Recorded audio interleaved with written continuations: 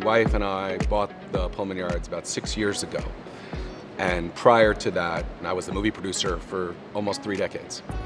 And we had this idea of doing something with our production business, creating a physical space, and had the opportunity to come see this building. It was that moment of, like, as a producer or a director or whatever, of seeing something, you're like, that's the vision.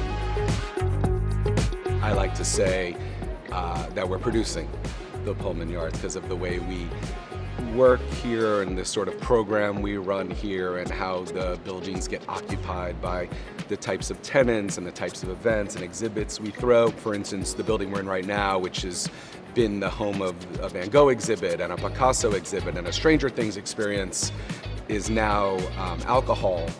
This is very much a produced experience and intended to be so.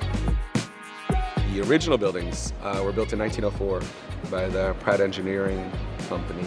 They did a number of really sort of diverse and eclectic things, including sugarcane refinery equipment.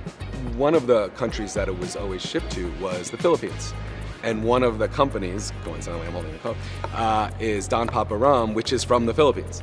So it's interesting that where the equipment was made in 1904 to process sugarcane is now in the country where they're processing sugarcane for the purpose of this rum that we're now serving here. So I think it's those sorts of story through lines that really, whether you know it or not, you sort of feel it. We're the third act, right? It was Pratt Engineering, Pullman Company, a couple other smaller things that aren't as well known, but we're the third act. We've taken it to another place. The first act is awesome because of the history, and the second act because of the history. So the second act is the Pullman Company. Primarily why the Pullman Company is known today is because of the Pullman Porters. Originally, they were a group of freed slaves who became porters. It was a job of some prestige and some honor, and you got to travel the country. And through the traveling around the country, it helped foment the civil rights movement. And they were able to take newspapers, sort of civil rights newspapers, and spread the word. And the porters became sort of a vital part of the civil rights movement, which we honor throughout the site. There's an entire wall dedicated to essentially the three acts of what is known as Pullman Yards, but is really called the Pratt Pullman Landmark District.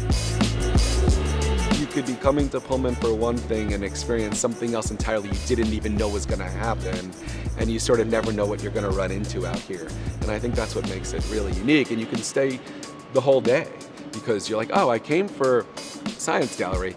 Oh, but let's go check out the exhibit, or let's go eat, or you want to play pickleball, you want to roller skate, let's go check out alcohol, let's go do whatever's coming next. I see it in people's reactions. I see people come here for the first time, I see people come here for the 20th time. There's something when they walk in, they're like, I've never seen anything quite like this place. And you might not be able to put your finger on it, but it's there and it pervades, and I think that's the most interesting thing about the place. And quite honestly, I still have it.